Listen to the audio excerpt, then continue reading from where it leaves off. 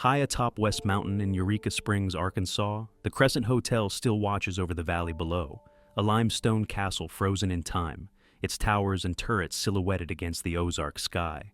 Tourists come by the thousands each year, drawn not only by its Victorian grandeur, but by something darker. They walk its corridors hoping to glimpse shadows that shouldn't be there. They book rooms where the dead are said to linger. Because the Crescent Hotel carries a reputation as America's most haunted hotel, and that haunting has a name, Norman Baker. From 1937 to 1940, this building wasn't a hotel at all. It was a hospital, or rather, it claimed to be. Baker, a charlatan with no medical training, transformed the Crescent into a fraudulent cancer clinic, exploiting the dying with promises of miracle cures. Desperate patients arrived seeking hope. What they found was a con man peddling injections of alcohol, watermelon seeds, and lies. As they withered, in agony, Baker forced them to write letters home, glowing testimonials claiming they'd never felt better. Many never left. Their bodies were carried down to a makeshift morgue in the basement, just another casualty of Baker's greed. But this story begins long before the ghosts. It begins in 1886, in the golden age of American ambition, when two railroad magnates looked at this remote mountain and saw opportunity.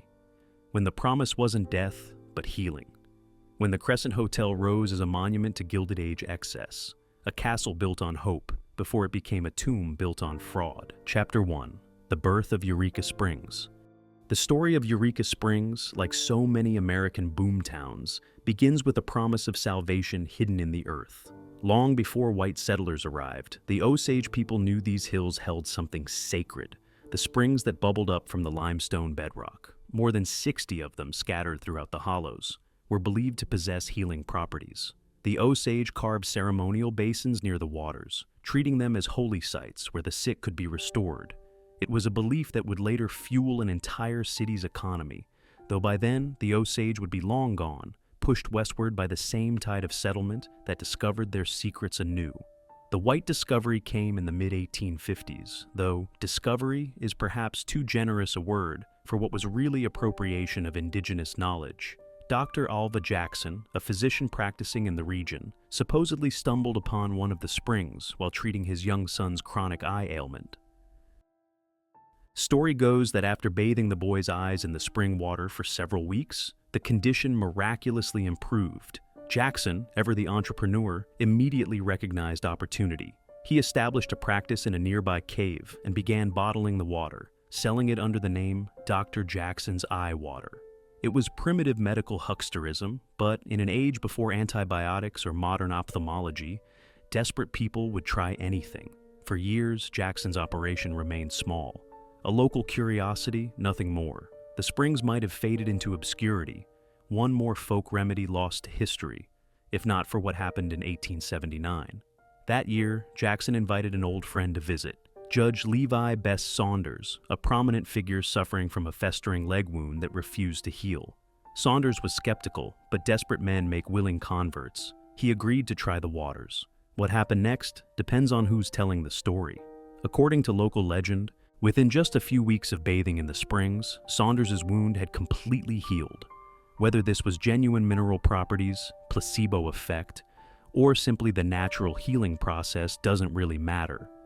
What matters is that Saunders believed, and more importantly, he talked. Judge Saunders returned to his home convinced he'd experienced a miracle. He began spreading word of the healing springs throughout his considerable social network across Arkansas and Missouri. When asked what the place should be called, his son Buck suggested Eureka Spring, a reference to Archimedes' legendary exclamation, meaning, "I have found it." The name stuck. It was perfect marketing, exotic, classical, promising revelation. The response was immediate and overwhelming. By 1879, word of Eureka Springs had spread across the region like wildfire.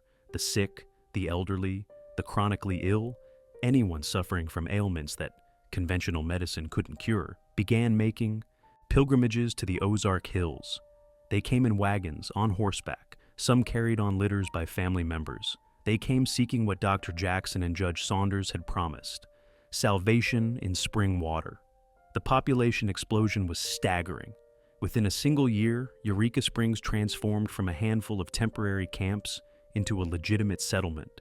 By 1880, an estimated 2,000 homes had been constructed, and over 15,000 people were residing in what had been wilderness just months before.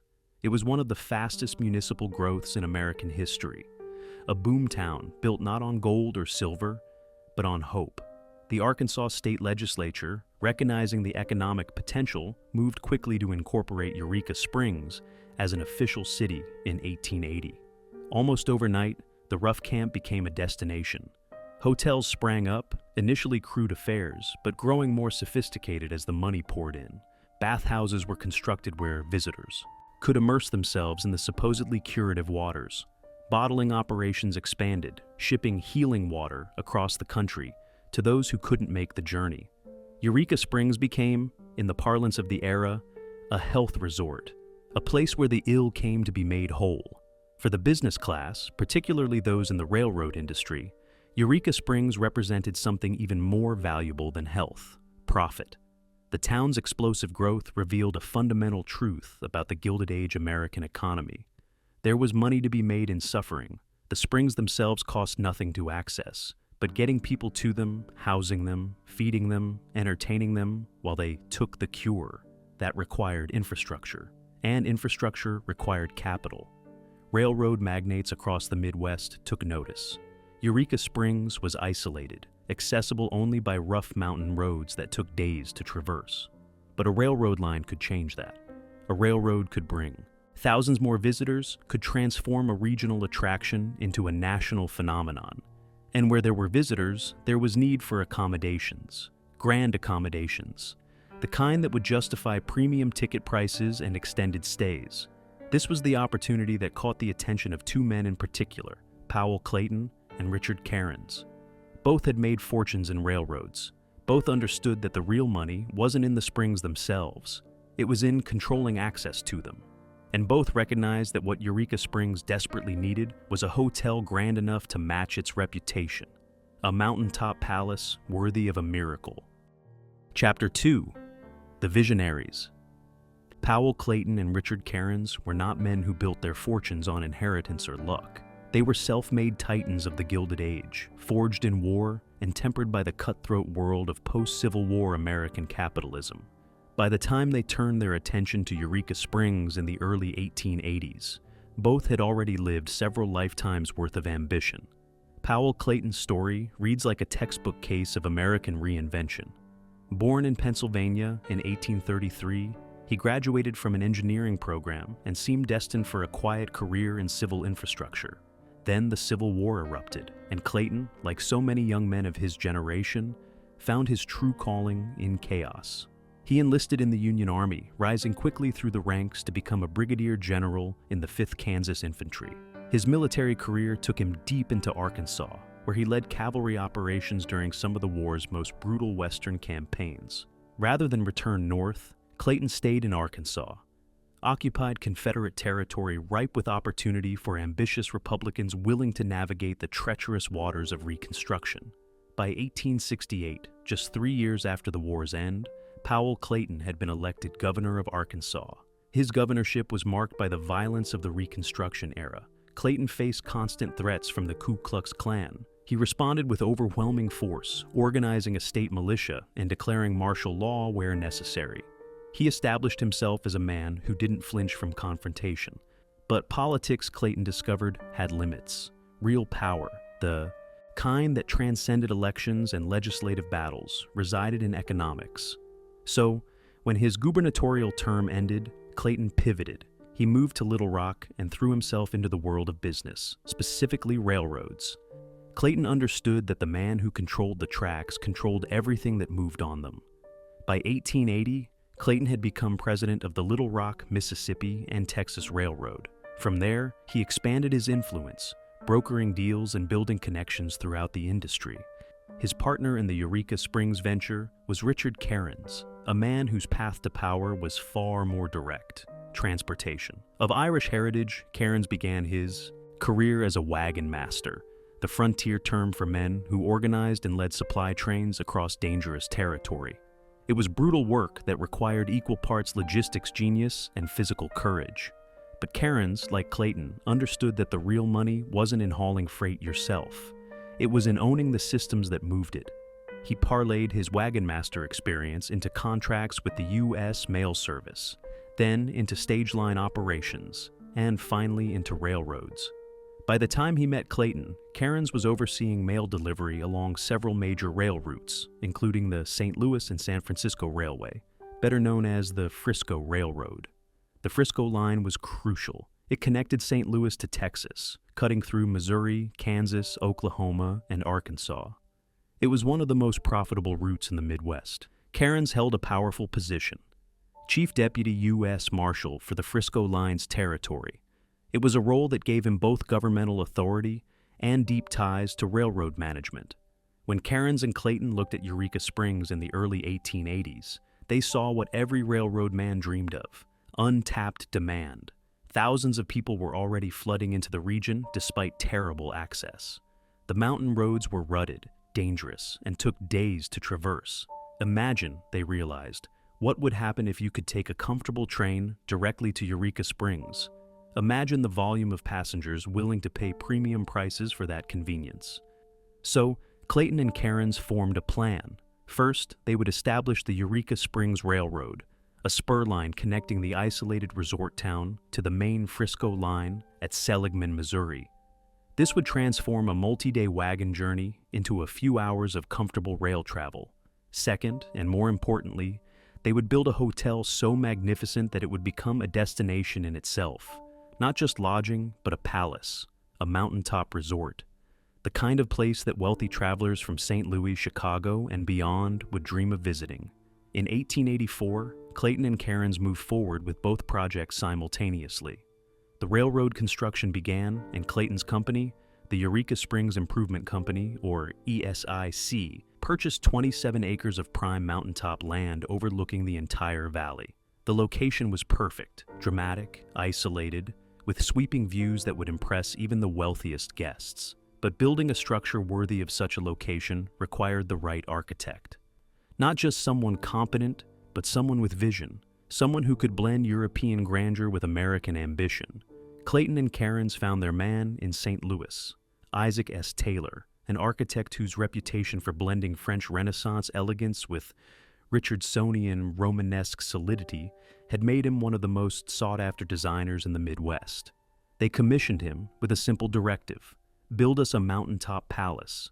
Make it the most opulent resort America has ever seen. Spare no expense. Taylor accepted, and the Crescent Hotel began to rise. Chapter 3. The Architect, Isaac Taylor. Isaac S. Taylor never intended to become an architect. His path to designing one of America's most iconic hotels began improbably with dead languages.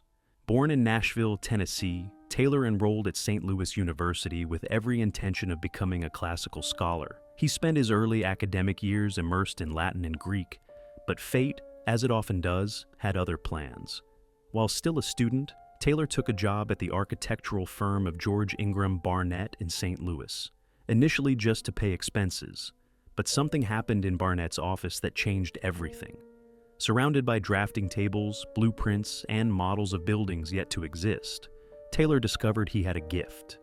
The same mind that excelled at parsing ancient syntax proved equally adept at understanding proportion, balance, and spatial design.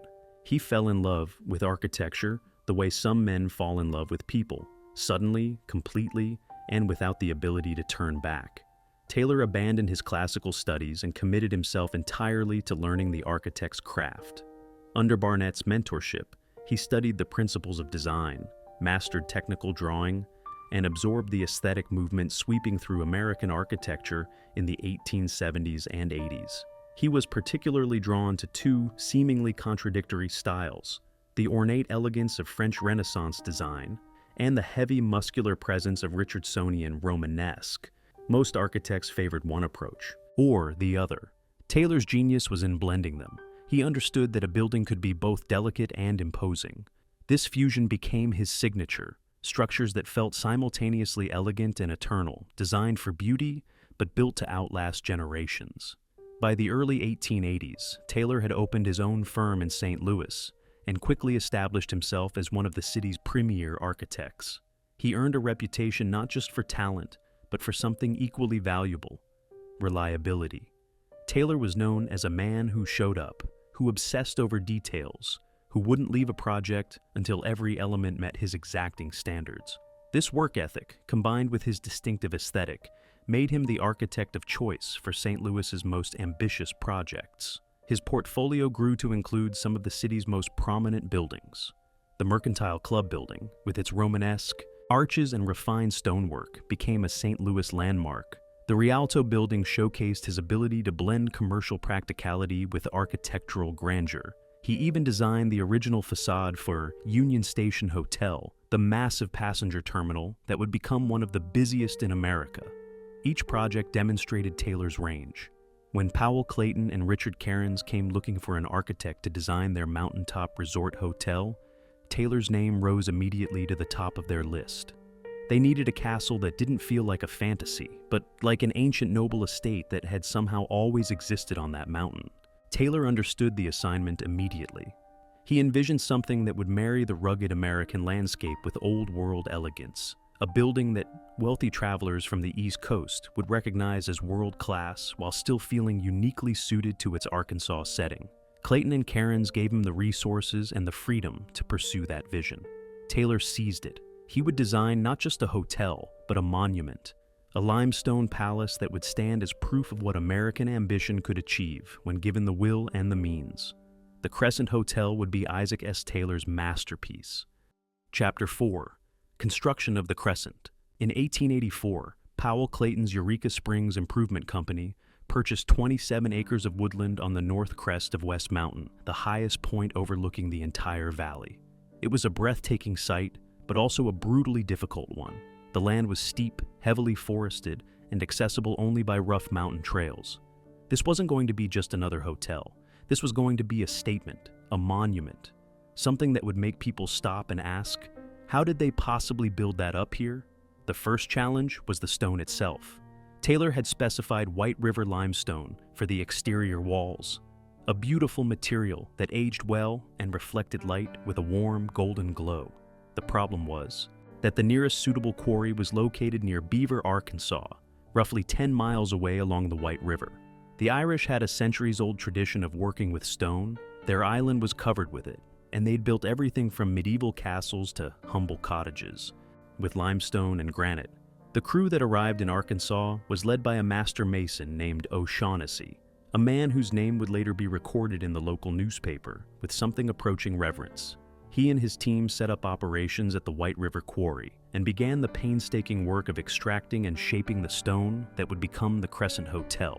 These weren't decorative stones. These were structural elements meant to bear the weight of a 5-story building. The Irish masons worked with hammers, chisels, and an intimate knowledge of how limestone fractures. O'Shaughnessy later told a newspaper reporter that in all his years working stone throughout Ireland and America, he had never encountered limestone of such density and quality. He predicted correctly that it would become a prize building material and that the Crescent's walls would retain their original beauty for generations. The total cost of the project was $294,000, an almost unimaginable sum for the time. To put that in perspective, that amount could have built several dozen standard commercial buildings in St. Louis. But Clayton and Cairns weren't interested in standard. They wanted spectacle, and spectacle required investment.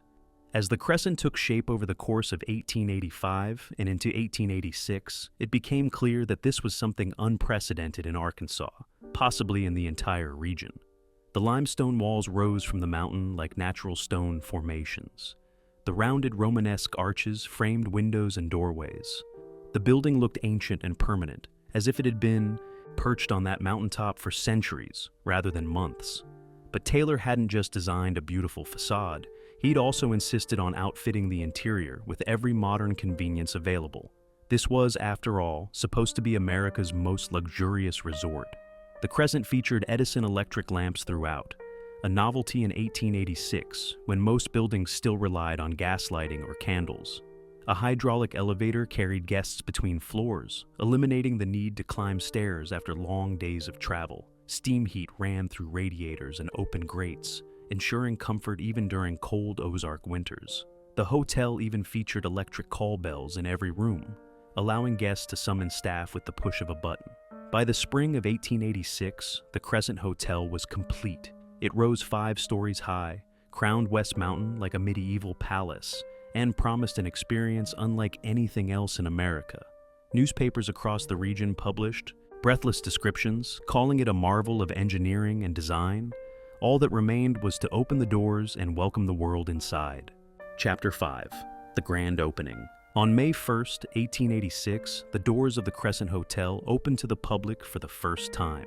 The moment had been anticipated for months across the region. Newspapers in St. Louis, Kansas City, and Little Rock had been running advertisements and feature stories about the castle in the air, building expectations to a fever pitch. When guests finally stepped through those massive 9-foot-tall French doors into the lobby, they found themselves in a space designed to overwhelm.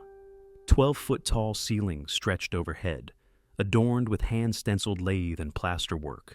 The floors were heart pine, polished to a mirror shine. The walls featured Eureka Springs marble, a local stone with dramatic veining, worked into the fireplace surround, alongside bronze fixtures that gleamed in the light of Edison electric lamps. Every detail announced that this was not merely a hotel, but a palace. This was where the American wealthy came to escape the industrial cities they'd built to play at being European nobility for a week or a month at a time.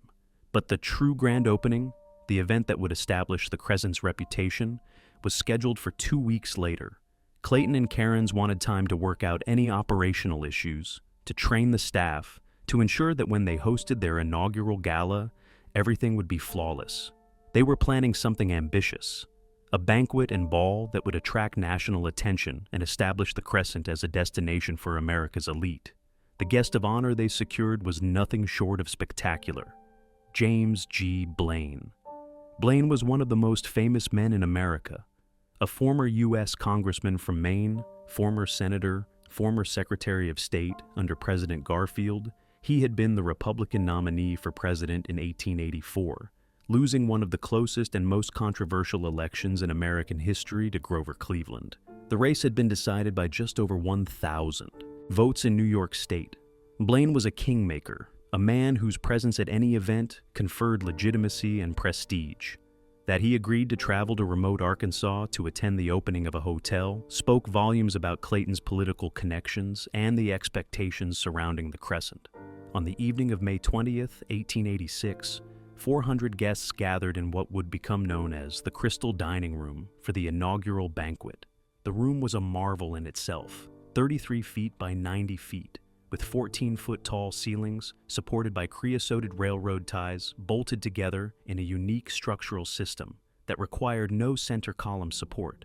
Long tables were set with fine china and crystal, illuminated by chandeliers and the last golden light of sunset streaming through the tall windows. The menu featured dishes designed to showcase both sophistication and local ingredients. Wine flowed freely, sourced from California and imported from Europe. The meal stretched for hours, punctuated by toasts and speeches.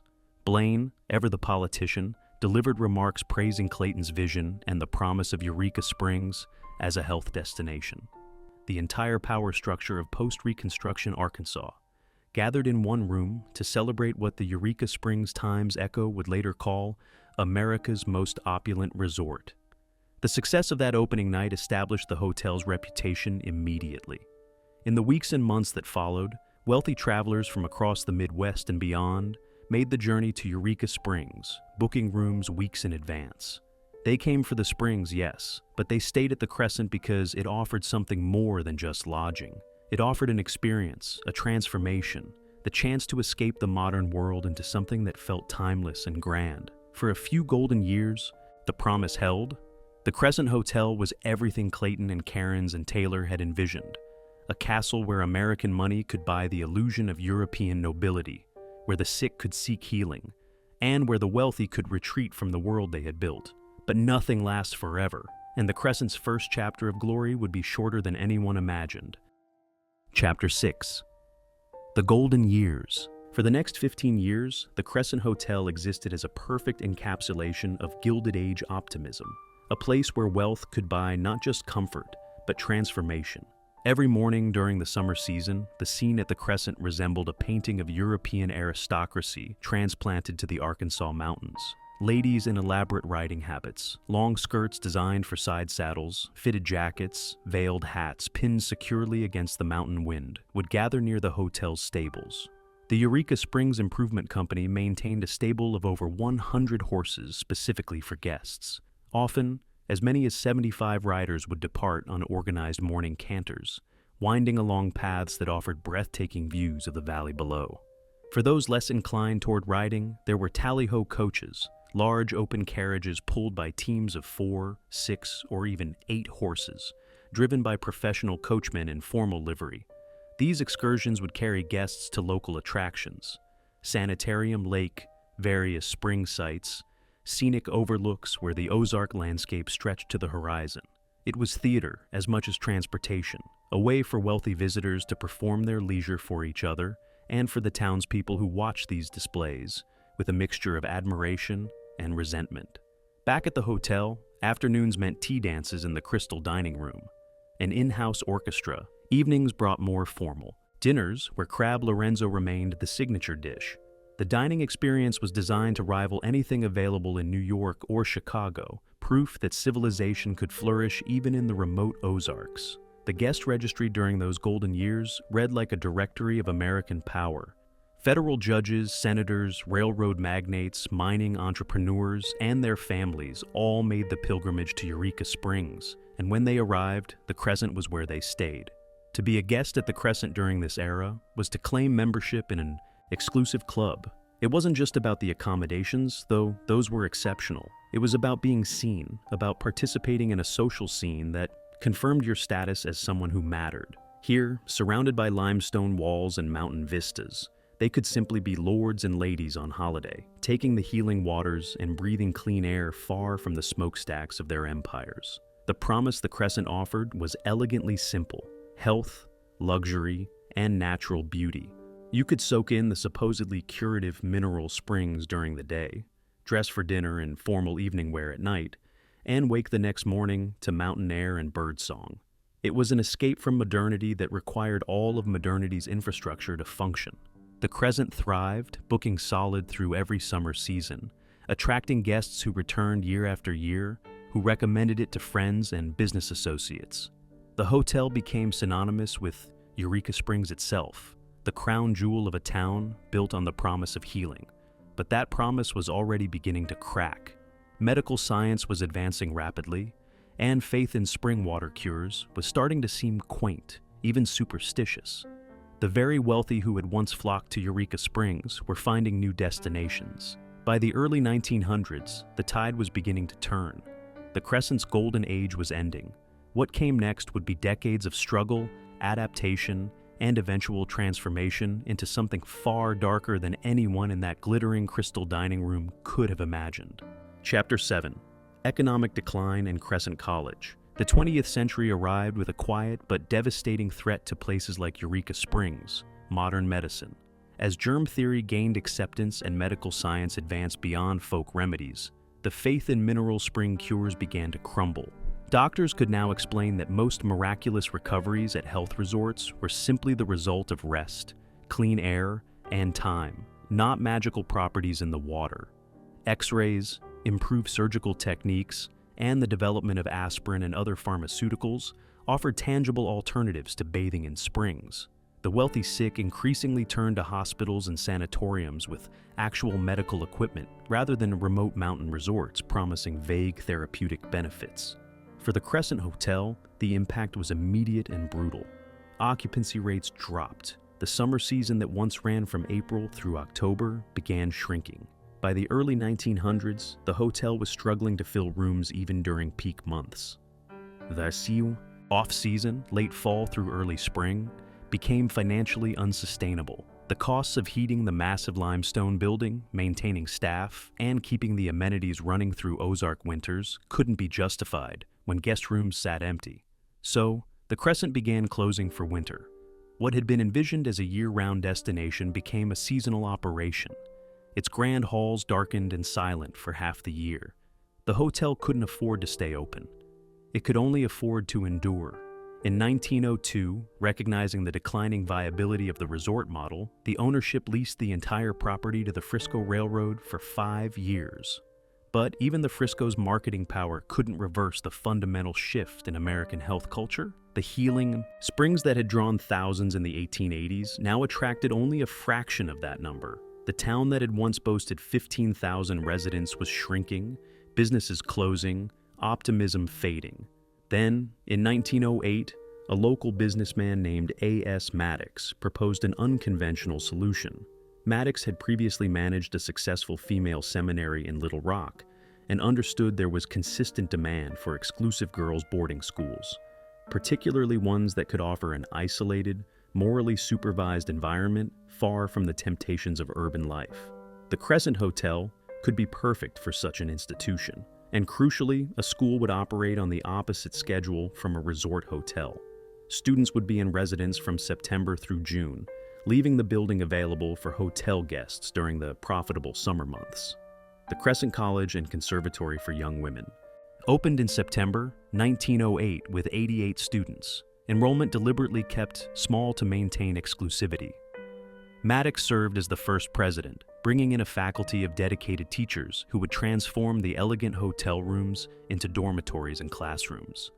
Tuition ran approximately $400 per year, nearly $10,000 in today's currency, which ensured that only daughters of wealthy families could attend.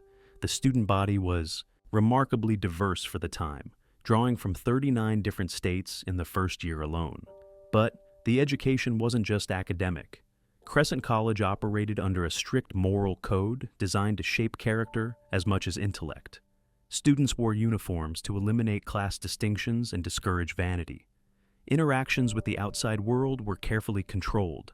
Correspondence was monitored, visits to town were chaperoned, contact with young men was virtually non-existent. The isolation that made the Crescent a liability as a hotel became an asset as a school, allowing administrators to create what they considered a pure environment for female education. The physical education program took advantage of the mountain setting in ways the hotel never had. Some of the graduates went on to remarkable achievements. These women carried their Crescent education into careers that shaped other lives, spreading the influence of those mountaintop years far beyond Arkansas. For 16 years, this dual identity sustained the building. But in 1924, the college closed. The official reason given was lack of interest, lack of funds, and a lack of backing by the citizens. A bitter indictment published in the Eureka Springs Flashlight. The truth was that maintaining a boarding school required constant fundraising and community support, neither of which materialized in sufficient quantity. Maddox and his successor, Richard Ray Thompson, who had served as president for 14 years, simply couldn't raise the money needed to keep operating. The building stood empty through much of the late 1920s. Then, in 1929, the year the stock market crashed and the Great Depression began, a group of concerned citizens managed to reopen it as Crescent Junior College, with A.Q. Burns as president. Against all economic logic, they tried again. But the Depression was merciless. As families lost fortunes, tuition payments became impossible. Students withdrew mid-year, donors disappeared. By 1933, Crescent Junior College was forced to close its doors permanently. All had failed. The building waited, empty and vulnerable, for whatever would come next. What came next was a monster. Chapter 8. Norman Baker. The Charlatan arrives. Norman Glenwood Baker was a showman long before his fraudulent treatments would claim over 150 lives. Born in Muscatine, Iowa, in 1882, he was the 10th and last child of an inventor father who held 126 patents. Perhaps it was in his blood, the instinct to create, to perform, to convince people that the impossible was within reach. But where his father's invention served actual purposes, Norman Baker's greatest invention would be himself. He dropped out of high school after his sophomore year and spent his early adult years as a tramp machinist, drifting from job to job. Then he saw a vaudeville magician perform and discovered his calling. Baker organized a traveling show featuring a mind reader he called Madame Pearl Tangley. He toured, learning the rhythms of showmanship, understanding how to read an audience, how how to build anticipation, how to make people believe in something that wasn't real. When he returned to Muscatine in 1914, Baker patented the air calliophone, a portable organ run by air pressure that could be heard for a quarter mile. It was a legitimate invention, genuinely useful for outdoor events and publicity. He also ran a correspondence art school and a mail order business. He was becoming a successful small-town entrepreneur, the kind of person who could have lived a comfortable, unremarkable life. Then, in 1925, he got the Chamber of Commerce to sponsor his radio station, KTNT, which stood for Know the Naked Truth. Baker used his radio platform to champion populist causes, attacking big corporations, Wall Street banks, and what he called the medical trust. That's when Norman Baker decided he could cure cancer. The origin was almost absurdly simple. In 1929, Baker met Dr. Charles Ozias, a medical con man who claimed to have a cancer cure. The formula was ridiculous: glycerin, carbolic acid, and alcohol mixed with watermelon seeds, brown corn silk, and clover leaves. There was no science behind it, no mechanism of action, nothing but folk medicine dressed up with medical-sounding terminology. Baker asked for 5 volunteers to try the treatment. All 5 died within a year.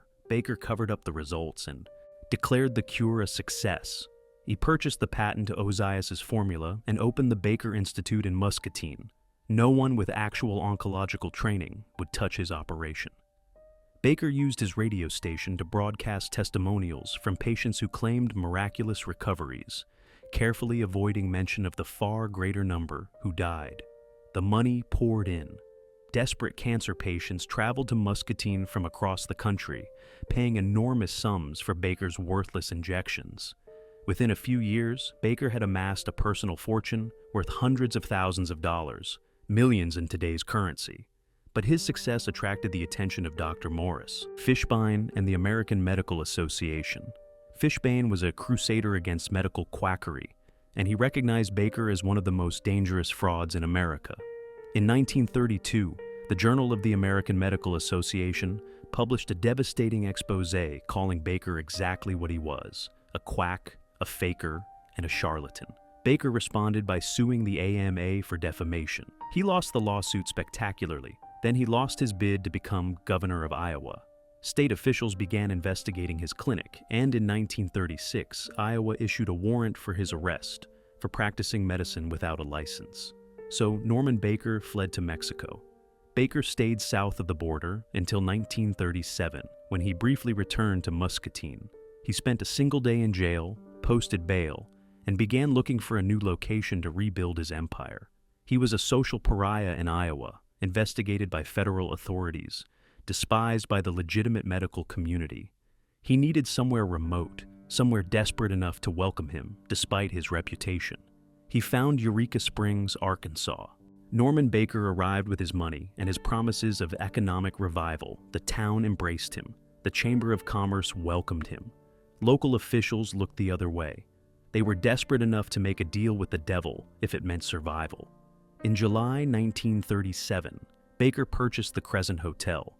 The price was never publicly disclosed, but given the building's condition and the town's desperation, he likely paid a fraction of its original value. Baker immediately set about transforming the hotel into his vision of a cancer hospital.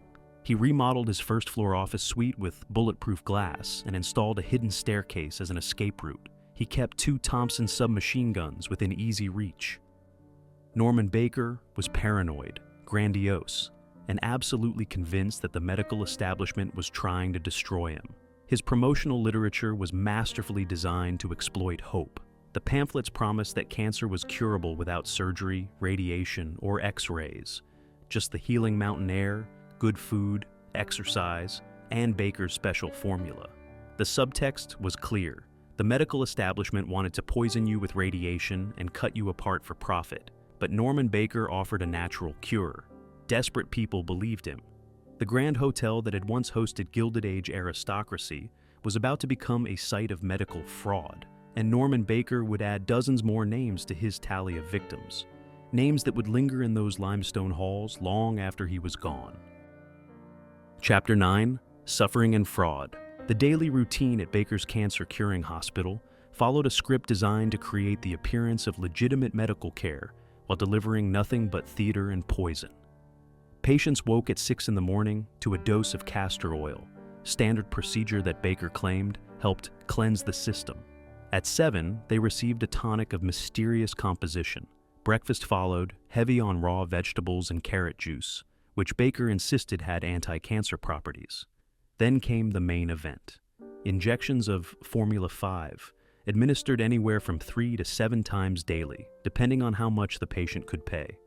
Formula 5 was Baker's secret weapon, the miracle cure he claimed to have perfected over years of research. The reality was pathetic. Alcohol, glycerol, carbolic acid, ground watermelon seed, corn silk, and clover leaves. There was no active ingredient. It was garden weeds mixed with substances that, in the dosages Baker used, could cause tissue damage and systemic toxicity. The injections were administered directly at tumor sites, a practice that was not only medically worthless, but often extraordinarily painful, especially as the disease progressed. Between injections, patients were encouraged to rest, take in the mountain air, and maintain positive attitudes. Baker was a firm believer in the power of positive thinking, not because it worked, but because it provided a convenient explanation for failure. If a patient didn't improve, it wasn't because the treatment was fraudulent. It was because they hadn't believed hard enough. Some people come here, and they find several ailments that they didn't know they had. That makes it more expensive. This was one of Baker's cruelest tactics. Patients arrived with one diagnosis, desperate for treatment. Baker's staff would discover additional ailments. Tumors that supposedly hadn't shown up on previous examinations, blood conditions, organ weaknesses. Each discovery added to the bill. It was a classic. Con, once the mark has already invested money and hope, you increase the ask, knowing they're too committed to walk away. Patients arrived hopeful, were subjected to worthless and often painful treatments, watched their savings evaporate, and died anyway. But here's the truly monstrous part. As they were dying, Baker forced them to write letters home, claiming miraculous recoveries. Patients in the late stages of their illness, bedridden and suffering, would be visited by Baker's staff and told they needed to write to their families. The letters had to be positive. They had to mention improvements in health, reductions in pain, renewed energy. These testimonials would then be used in Baker's promotional materials, sent to newspapers, and cited in his radio broadcasts from ex-ante. When patients finally died, and most did, the deceased were moved quietly to a facility that Baker had installed in the basement of the hotel. The basement had once housed the bowling alley where Crescent College students played during their recreation hours. Now, it held a makeshift morgue with refrigerated storage. According to later estimates, over 150 people died during Baker's 3-year operation. That's roughly 1 death per week, a staggering mortality rate that Baker explained away as patients arriving too late for treatment to be effective. The deceased were removed quietly, usually at night, picked up by local funeral homes, and returned to families who had sent their loved ones to Arkansas believing in Baker's promises. The hotel guests, yes, Baker continued to rent rooms to regular tourists during this period, were generally unaware that people were dying in the building. Baker added theatrical touches that, in hindsight, seem almost incomprehensibly macabre. The lobby featured display cases filled with specimen jars supposedly containing tumors and tissue samples removed from cured patients. Baker would point to these jars as proof of his success, visible evidence that his treatments extracted cancer from the body. Later analysis suggests these were likely pig organs purchased from local butchers, medical school surplus specimens, or tissue samples from autopsies that Baker had no actual involvement in. They were props, nothing more, but they convinced desperate people that Baker's methods produced tangible results. He wore white suits in summer, dark 3-piece suits in winter, always with lavender shirts and a diamond horseshoe stick pin. He drove a custom-painted lavender-cored automobile. In a region still suffering through the Great Depression, where families could barely afford food, Baker flaunted his wealth with grotesque ostentation. But Baker's paranoia wasn't entirely unfounded. The U.S. Postal Inspector's Office had been investigating him since the Mexico years. Federal agents had compiled extensive files on his mail fraud operations, the brochures promising miracle cures, the testimonials from patients who'd actually died, the advertising that violated every truth in advertising statute on the books. They were building a case methodically, waiting for the right moment to move. That moment came in September 1939. On September 1st, the same day Germany invaded Poland and began World War II, federal agents arrested Norman Baker for mail fraud. The charges didn't involve medical malpractice or practicing medicine without a license. They didn't need to prove that his cancer cure didn't work. They simply had to prove that he'd used the U.S. mail system to defraud consumers with false advertising. And that was easy. Baker's own promotional materials were the evidence. The Baker Hospital closed its doors shortly after. His arrest. The patients still in residence, those well enough to travel, were sent home with instructions to continue taking their medicine, which was now just bottles of the worthless formula they could prepare themselves. Those too sick to move were transferred to legitimate hospitals or hospice care, where actual doctors could do nothing but make them comfortable as their illnesses progressed. The Crescent Hotel stood quiet once again, its lobby still painted in garish purple and orange, its basement facility empty, its rooms haunted not by supernatural forces, but by the memory of human suffering inflicted for profit. Norman Baker's mountaintop palace had become a tomb, and the ghosts were just beginning to gather. Chapter 10. Baker's downfall and conviction. The coincidence of dates carries a certain dark poetry. On September 1st, 1939, as German tanks rolled into Poland and plunged Europe into World War II, federal agents arrested Norman Baker in Eureka Springs, Arkansas. The charges were clinical and precise, 7 counts of mail fraud. The federal government wasn't accusing Baker of murder, though that's effectively what he'd committed. They were charging him with the one thing they could prove beyond any doubt: using the United States Postal Service to disseminate fraudulent medical claims. Mail fraud was an elegant prosecutorial choice.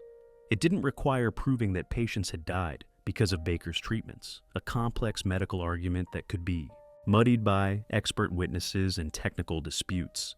It simply required proving that Baker had made false claims in materials sent through the mail, and that people had sent him money based on those claims. The prosecution had boxes of evidence, brochures promising cancer cures without surgery or radiation. The trial began in 1940 in federal court. Assistant U.S. Attorney Leon Catlett led the prosecution, and he came armed with not just documents but devastating testimony. Former patients, those lucky enough to have survived Baker's treatment, testified about the worthless injections, the false promises, the financial exploitation. Family members of the deceased testified about sending loved ones to Eureka Springs with hope and receiving their remains in return. Local funeral directors testified about the steady stream they had transported from the hotel's basement facility.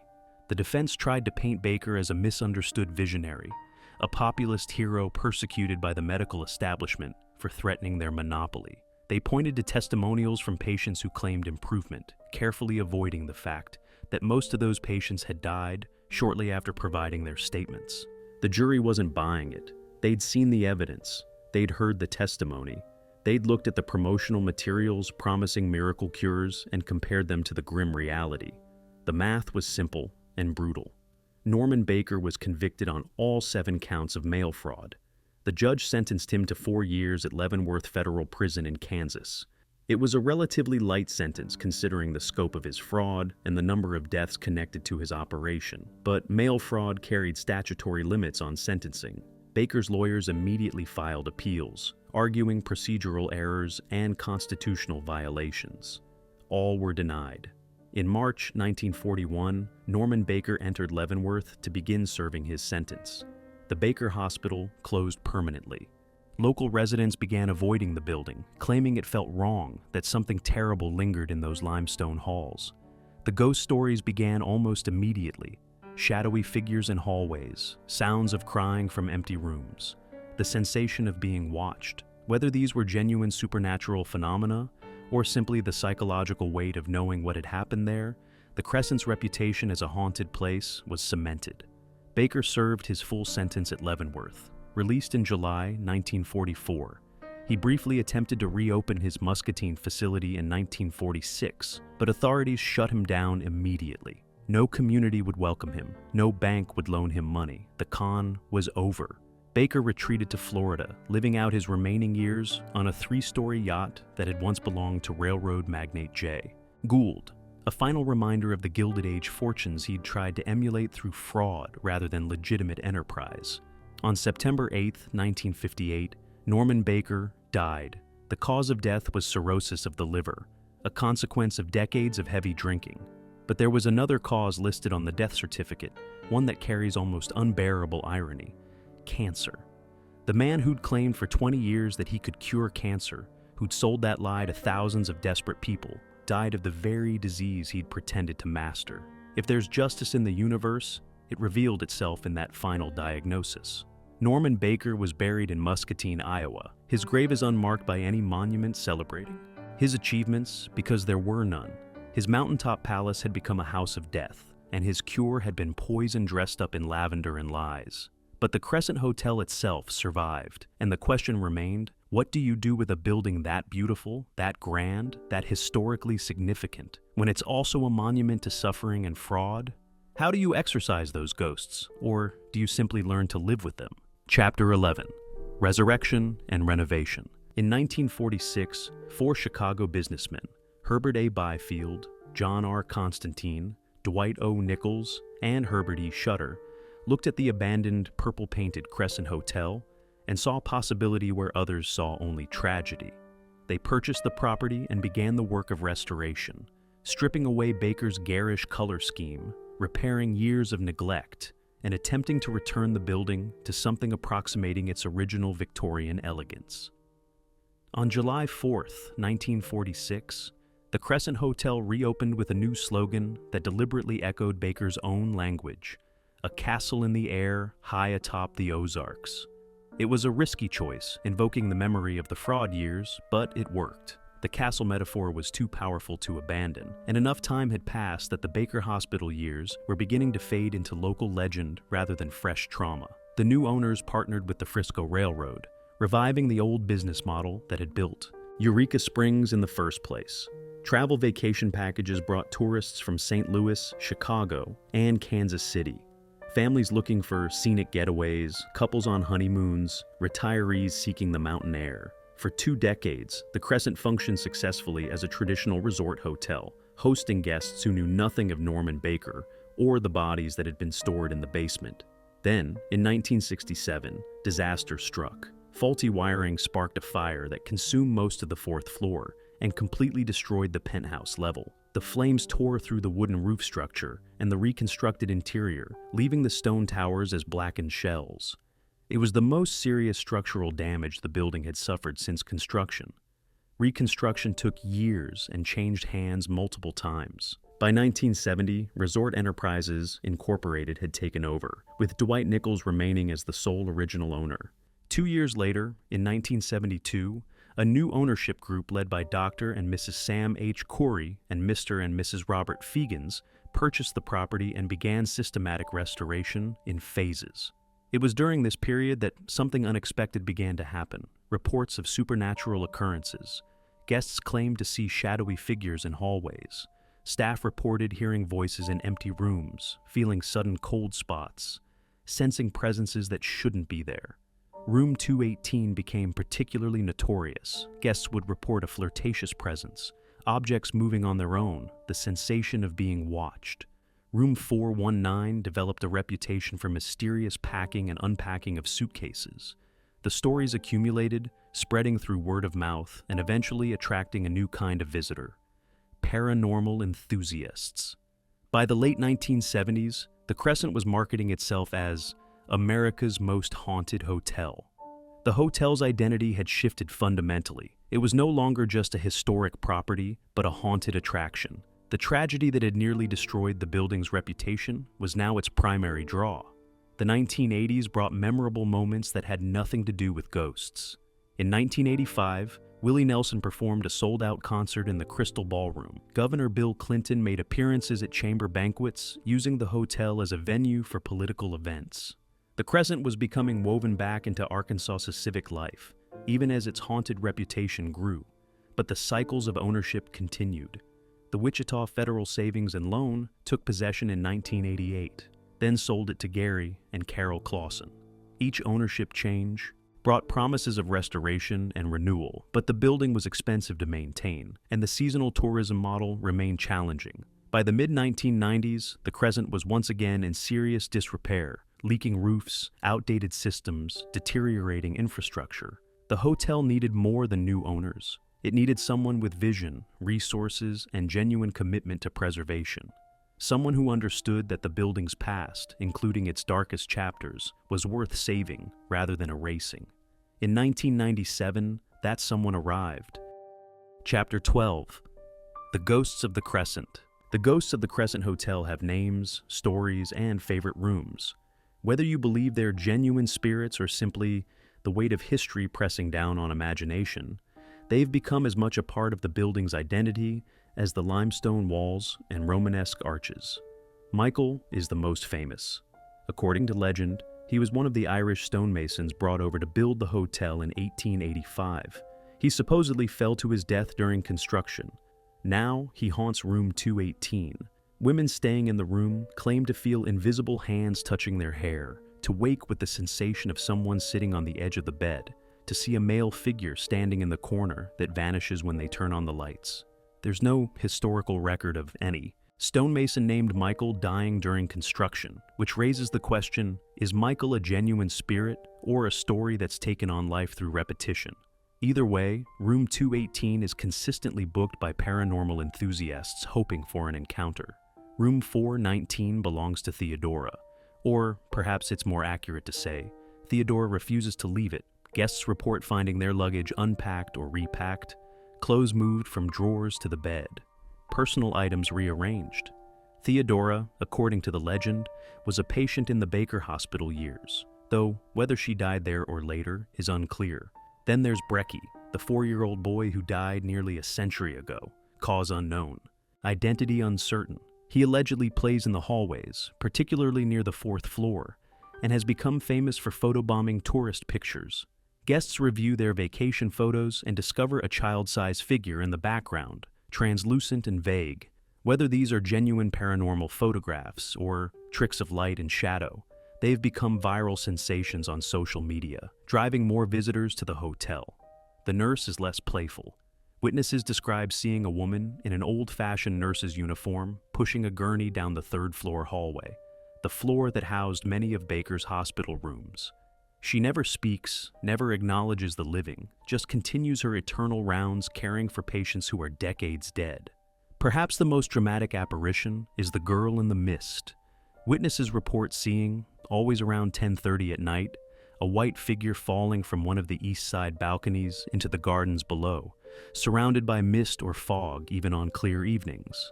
The story claims she was a Crescent College student who died under tragic circumstances in the early 1900s. There's no historical record confirming such an event, but the sightings persist. Always the same time, always the same balcony. The Crescent has accumulated over a century of deaths, tragedies, and sorrows. College students died of illness in the early 1900s. Guests likely died of natural causes during the hotel's early years. The fire of 1967 could have claimed victims. Any of these could be the source of the hauntings. But it's Baker's era that people remember, Baker's victims who seem most likely to linger in rage and sorrow. Over the past 2 decades, 17 national and international paranormal television shows have featured the hotel. Each brings teams with electromagnetic field detectors, digital voice recorders, infrared cameras, trying to capture scientific evidence of the supernatural. The results are always ambiguous, but the shows have made the Crescent internationally famous as a haunted destination. The nightly ghost tours have become a major revenue stream for the hotel. Guides lead groups through the hallways, into the basement morgue, up to the notorious rooms, recounting the Baker Hospital years and the various ghost legends. It's entertainment, certainly, but there's something deeper happening, a way for visitors to engage with the building's tragic past, to acknowledge the suffering that occurred here without pretending it didn't happen. Then, in February 2019, during excavation for a parking lot expansion, construction crews uncovered hundreds of bottles buried on the edge of the woods behind the hotel. They were specimen jars, the kind used for medical samples. Many still sealed, some filled with liquid ranging from clear to yellow to molasses black. an archaeology team from the University of Arkansas was called in. What they'd found was Norman Baker's midden, his medical waste dump. The bottles matched the ones that had been displayed in the hospital lobby, the fake specimens Baker had used to convince patients his treatments worked. Testing revealed some contained actual human tissue, while others contained animal organs, exactly as suspected. It was Baker's props, his stage dressing for the con, buried and forgotten. The discovery made national news and reignited interest in the hotel's darkest chapter. The specimen jars are now displayed in the hotel's fourth-floor museum. The ghosts of the Crescent Hotel, whether supernatural or psychological, whether Baker's victims or earlier tragedies, serve a purpose. They ensure the building's history isn't sanitized or forgotten. The limestone walls hold their stories, and they're not letting go. Chapter 13, The Roenigks and the Modern Restoration. On February 28, 1997, Marty and Elise Roenick stood in the lobby of the Crescent Hotel and made a decision that would define the rest of their lives. The building was in terrible condition, but the Roenigks, antique lovers and historic preservationists from Connecticut, saw past the decay to something worth saving. They didn't just want to run a hotel, they wanted to restore a monument, return the Crescent to its 1886 glory, while making it viable as a modern luxury resort. This meant honoring Isaac S. Taylor's original design while incorporating contemporary amenities that guests expected. It meant acknowledging the building's dark history. Most ambitiously, it meant doing all of this while keeping the hotel operational, maintaining revenue streams while simultaneously renovating around paying guests. In May 2000, during a grand garden party held at the hotel's fountain garden, the Roenigks publicly announced their restoration plan. They projected a 10-year timeline for complete restoration, a schedule most observers considered optimistic, bordering on delusional given the scope of work required. They completed it in 5 years. The first priority was the 5th floor, the penthouse level that had been destroyed in the 1967 fire and never properly rebuilt. The Roenigks hired architects and historical consultants to recreate the original roofline using period photographs and architectural drawings. But the 5th floor wouldn't be guest rooms. The Roenigks converted it into their private residence, creating living quarters that allowed them to literally live above the business. It was a statement of commitment. The interior restoration required equally painstaking work. The Roenigks brought in Richard Pollard, a master artisan specializing in Victorian decorative painting techniques, to recreate the hand-stenciled patterns that would have adorned the walls in 1886. The result was a dramatic transformation. The building felt authentically Victorian again, elegant without being stuffy, historically accurate without feeling like a museum. Every guest room was renovated, a massive undertaking that meant carefully managing which floors could be rented, while work continued elsewhere. Bathrooms were modernized while preserving historical character. The 19th century room layouts, designed for a very different era of hospitality, were cleverly redesigned to accommodate modern expectations of space and privacy. The limestone sills and lintels were preserved and restored. The original doors and transoms were refinished. Every detail mattered. The Roenigks also understood that restoration meant adding to the property's history, not just preserving what existed. In 2002, they constructed 4 jacuzzi suites in the annex building, luxury accommodations that provided revenue to fund ongoing preservation work. In 2008, they added 4 two-bedroom treetop cottages on the hotel's 15-acre property. The conservatory became one of their most successful additions. The original conservatory from the Crescent College years had been demolished decades earlier, but the Roenigks rebuilt it in 2004 as a glass-enclosed event space. It immediately became the most sought-after wedding venue in the region, allowing the hotel to capture a lucrative market while honoring the building's educational past. Perhaps most symbolically, they added the New Moon Spa in 2000, occupying the entire garden level of the hotel. The spa directly referenced the original purpose of the Crescent, healing and wellness. But this time, instead of fraudulent cancer cures or mystical spring water, the spa offered legitimate therapeutic services, massage, facials, body treatments. During renovation of the spa space, workers uncovered the old duck bowling lanes from the Crescent College years, which were incorporated into the salon design. Another layer of history made visible. The work didn't go unnoticed. On January 26, 2016, the U.S. Department of the Interior added the Crescent Hotel to the National Register of Historic Places. The designation recognized not just the building's architectural significance, but the Roenigks' dedication to authentic preservation. It was official acknowledgement that the Crescent mattered, that it was worth protecting for future generations. Then, in 2009, tragedy struck. Marty Roenick was killed in a car accident. The loss devastated Elise and shook the entire Eureka Springs community. Many wondered if the hotel's restoration would stall, or if Elise would sell this property she and her husband had poured their lives into. Instead, Elise doubled down on Marty's vision. She continued the restoration work, continued improving the property, continued building the hotel's reputation. Her commitment never wavered. Under her sole stewardship, the Crescent became known as the symbol of Arkansas hospitality, a designation earned through consistent excellence and genuine care for both the property and its guests. In November 2022, Historic Hotels of America awarded Elise Roenick the Lifetime Achievement Award for her role in preserving the Crescent. It was recognition of 25 years of dedication. The Roenicks' approach to the hotel's complicated legacy has been notably balanced. They haven't downplayed the Baker Hospital years or sanitized the ghost stories. Those are part of the hotel's authentic history. The nightly ghost tours continue. The fourth floor museum displays Norman Baker's specimen jars and tells the full story of his fraud. Paranormal investigation groups are still welcomed, but the haunted reputation no longer defines the property. The Crescent is, first and foremost, a beautifully restored historic hotel that happens to have a dark chapter in its past. Today, the Crescent Hotel offers year-round resort activities: hatchet throwing, outdoor games, nature hikes, mountain biking, history tours, sunrise yoga, wine tastings, watercolor classes. It's evolved beyond a seasonal hotel into a true mountaintop spa resort. The building has survived abandonment, fraud, fire, and neglect. It stands now as proof that historic buildings can be rescued, and that sometimes the best way to honor those who suffered is to ensure their story is never forgotten. Chapter 14. The Legacy.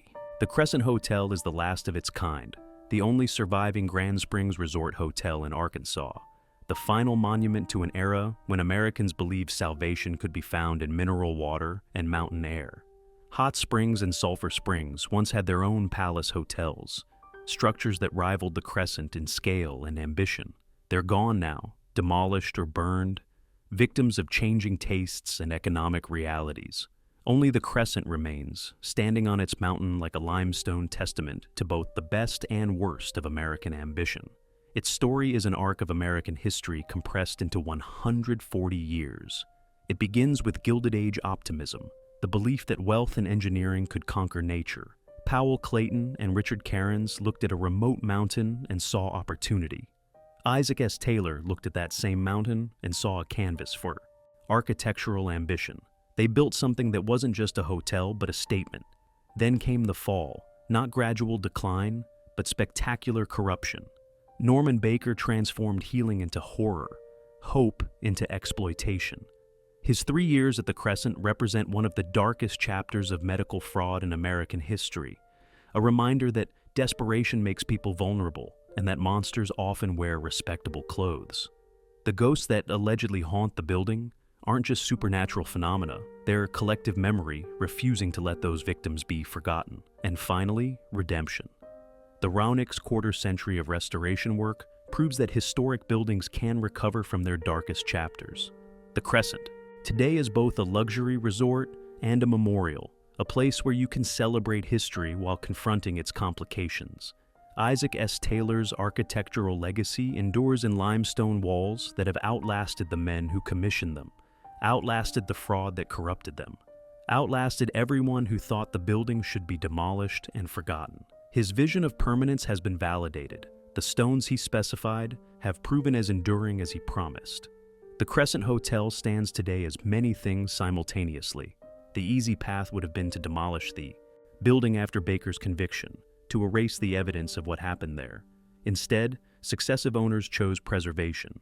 The Roenigks chose not just to save the building, but to tell its full story, The grandeur and the suffering, the beauty and the horror, the healing promised and the death delivered. High atop West Mountain, visible for miles, the Crescent Hotel keeps watch over Eureka Springs. The limestone glows golden in Arkansas sunlight. The towers rise against the sky.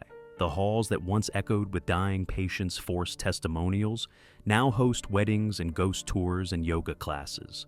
The basement that served as Baker's morgue is now part of a spa. The building holds all its stories. The Crescent Hotel remembers, and in remembering it ensures we do too.